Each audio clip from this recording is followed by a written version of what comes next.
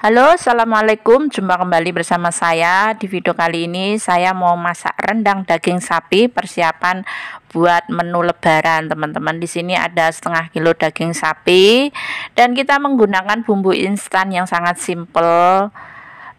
Tapi juga ada bumbu tambahan, teman-teman. Biasa bumbu tambahannya ya bawang merah, bawang putih, cabai, lengkuas, daun jeruk, serai, dan gula merah. Nanti kita haluskan menggunakan blender biar cepat halus ngono. Dan sekarang kita mulai mau memasaknya ya, teman-teman. Ikutin terus sampai selesai. Nah, pertama-tama kita tuang secukupnya minyak goreng, lalu bumbu tambahan yang sudah dihaluskan kita tumis-tumis ya sampai harum.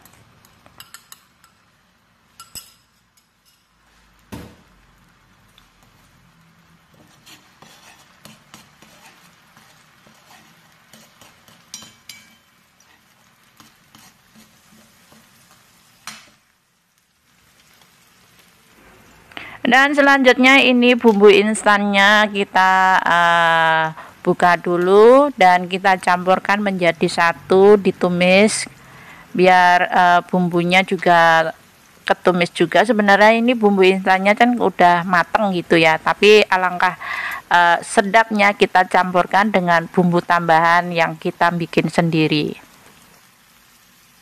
Dan ini bumbu instannya 1,5 bungkus. Yang setengah itu yang kemarinnya sudah aku bikin masakan rendang, dan sayang kan masih setengahnya itu, jadi aku jadikan satu biar tambah lebih sedap gitu terasa bumbunya. Pokoknya ini masaknya ya ala-ala rendang gitu ya. Dan sebenarnya kalau kitanya ingin mendapatkan cita rasa yang maksimal, itu bumbu daging sapi sebaiknya dibuat dari bahan-bahan yang segar, yang dihaluskan dengan cara yang digiling atau di blender atau ditumbuk juga bisa. Nah, setelah itu kita tuang santannya, baru kita rebus ya bersamaan bumbu halusnya gitu.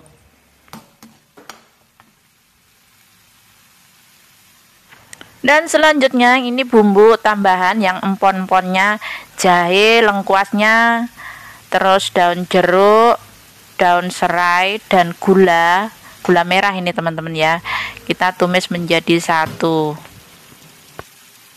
Dan masakan rendang ini aku mengenalnya ketika aku bekerja di Jakarta ya, merantau bersama kakakku di Jakarta. Nah, sewaktu lebaran kakak aku itu sering memasakkan rendang daging sapi khas ala Padang.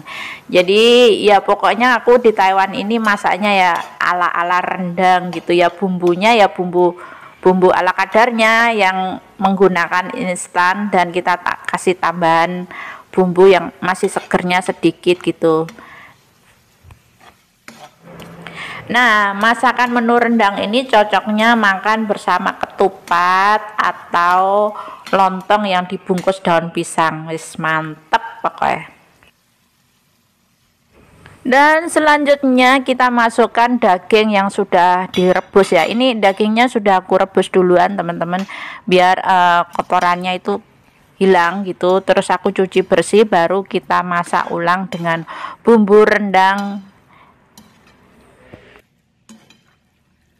Yo, mulailah kita menumis-numis ya sampai tercampur dengan bumbunya dan mengeluarkan bau yang sangat sedap ya teman-teman. Dan ini bumbu instan itu sangat simple buat kita memasak ngono ya teman-teman, dan lumayan juga rasanya juga enak kok, seperti kita bikin olahan rendang-rendang yang di warung-warung itu.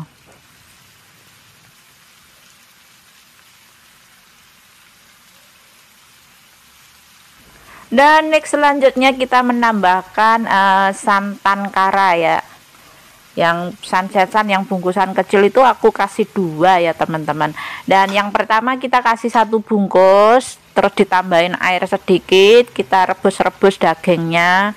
Nah, setelah dagingnya udah agak empuk ya, mungkin aku ngerebusnya sekitar 1 jaman gitu ya, baru nanti kita tambahkan lagi yang 1 bungkusnya kara itu. Udah deh selesai seperti itu. Yang kalau mungkin kalau kalian ingin dagingnya lebih empuk lagi, yang rebusnya lebih lama lagi, sekitar 3 atau 4 jam gitu, baru nanti enak banget, empuk makannya, dan dagingnya juga nggak alot karena ngerebusnya juga lama gitu. Dan kita sarankan ya, kalau kitanya memasak rendang itu sebenarnya harus menggunakan santan yang segar ya. Lebih rasanya itu khas banget gitu kalau menggunakan santan segar, karena di Taiwan itu susah mencari santan yang masih segar, adanya kara yang santan sang setan itu teman-teman. Ya udah, kita menggunakan itu sama saja kok rasanya. Nah, sekarang sambil kita menunggu masakanku selesai, dan aku bacakan sebuah artikel asal mula masakan rendang daging sapi ya.